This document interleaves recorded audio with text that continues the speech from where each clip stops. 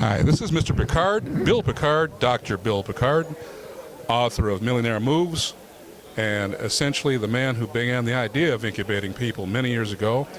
I remember him from Regal Plastics. Oh my God. You actually bought stuff from me back in the 80s. Oh my God. It's a long story, don't even know me. Paid you. Yeah, you did, right on promptly, on time. The check was there before we got there. It was great. But Mr. Pickard has helped people from not only the McDonald's, but throughout the automobile industry. But now is at another stage of his life where he's really helping people on scale understand the idea of incubation, which is our theme. Mr. Pickard, Dr. Pickard, I'd like to, first of all, thank you for giving us this interview and this time. We'll be brief. I wanted to focus on three things in the short time that we have here today. Number one, because you were actually doing what we called incubation before others. You actually helped people move from one stage of life into another stage of life. Could you please give me a bit of the initial background that caused you to think more of others than yourself? I'm a social worker, and one of the things that we've always learned to do, not only in social work, but in the community I grew up in, was to help your neighbor. Back in the day, I'm an old man. Back in the day, man, that was like part and parcel of everything you did on your block in Flint or Detroit or Jackson or Muskegon, wherever you live. That was a part of it. Thank you. In your remarks here to the Michigan Department of Transportation Disadvantaged Business Enterprise 38th Year Expo, you made some interesting comments about disruptive forces in our industry. You mentioned Uber, Airbnb.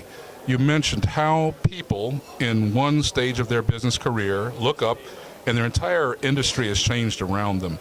Do you have any particular remarks or advice that you'd have to independent business owners struggling to make ends meet in terms of how they can prepare themselves to make that leap into the future? As difficult as it is, and whatever stage you're in, if you have some moments to just think, don't worry about cash flow, don't worry about payroll, just go somewhere and think. And you will quickly realize that change is everywhere around us. And no matter what business you're in today,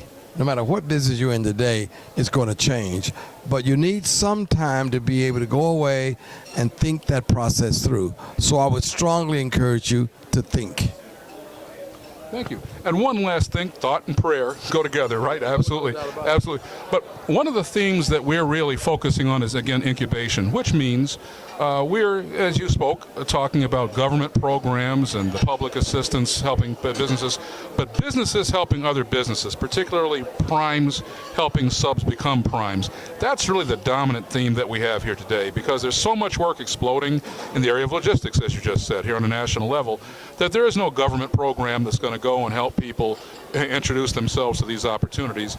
But the smaller businesses don't have the resources to capitalize on these opportunities as well. Is there any advice that you could give some of our bigger, more successful entrepreneurs today so they could see the payoff of helping smaller ones move up the ladder as you did? I believe that when you get in a spot that you can help, not only does it help you to grow, it helps you to build the next generation. And I believe the more you give, the more you get. My life is a reflection of that. I'm doing things today that I'm in real estate today. I never thought I'd be in real estate. But by the grace of God and some capital that I was able to harvest, I have a young man named Carl Bell who just joined us, and he's an expert in real estate.